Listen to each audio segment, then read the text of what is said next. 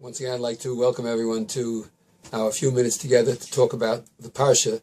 This week's Parsha, of course, is Parshas Toldot, which basically speaks about the life of Yitzchak.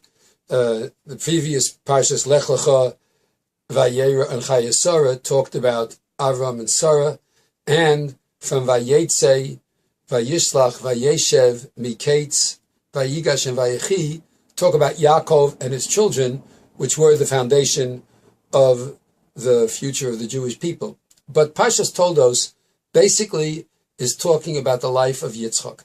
And Yitzchak was that middle of the Avos, which gave birth to two disparate sons, each of whom had tremendous powers, one of whom, Yaakov, used his powers for the benefit of his future, to get the blessings of Avraham Avinu, and the other one, Esav, who, as far as we're concerned, and we see from the actions that he did, misused the powers that were given to him, which, had they been properly harnessed, could have been a great partnership between the Yaakov and Esav brotherhood.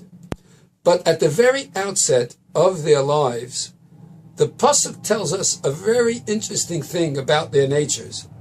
The Pasuk says that when Esav was born, at the time of the birth of the two children, the Pasuk says, Vayimla'u yamehu laledes, and her days were completed to give birth. This is Rivka, who knew about the fact that she had twins in her womb, and one was going to be of one nature, and one was going to be another, as the Pasuk already described, that the children were quarreling within her.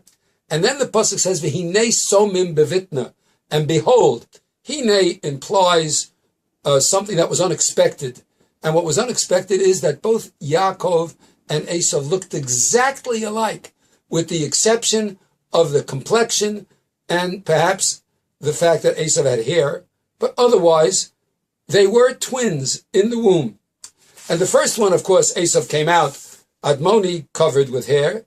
And then the Pasuk says, V'acharechen yotza achiv, and afterwards his brother came out, V'yodo ochezes ba'akev Esav, and his hand was holding on to the heel of Esav.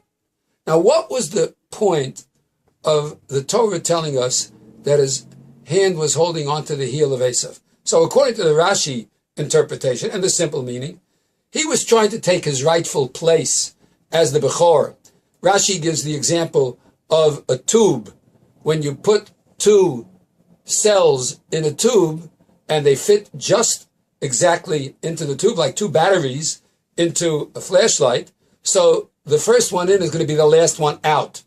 But Yaakov, he wanted to be the first one out the same way he was the first one to be created, as Rashi implies. And so he was holding on to the heel of Esav to take the place of Esav, to move him away. V'yodo ochezes, and his hand was holding ba'akev Esav, in order to pull him back and he should go forward. That's why he was known as Yaakov, holding on to the heel.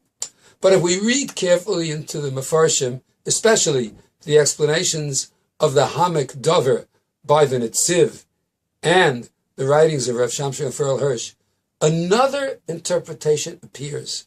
And that is that Yaakov, the Ishtam, the Yoshev Ohalim, the one who was a complete person, Tam meaning complete, not merely simple, but Tamimus, Yoshev Ohalim, who sat in the tents and used the intelligence that Hashem gave him, he was holding on to the heel of Esav because Esav was the physical one. And Esav could have been harnessed, as we mentioned at the beginning of this talk, to utilize his physical prowess for the benefit of mankind, instead of for hunting and cheating and trickery. So Yaakov was holding on to that heel as if to say, you know what, Esav, I'm going to take your heel and I'm going to put your foot in the right path.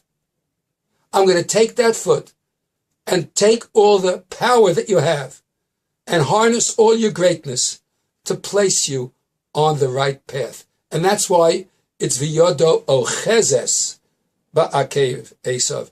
The hand is present tense, still holding on to try to get the Esav nature of the world to go in the right path. There's a little subtle message in this, and that is, if we want to get the world to set its foot down in the right path, we have to, of course, be on that right path.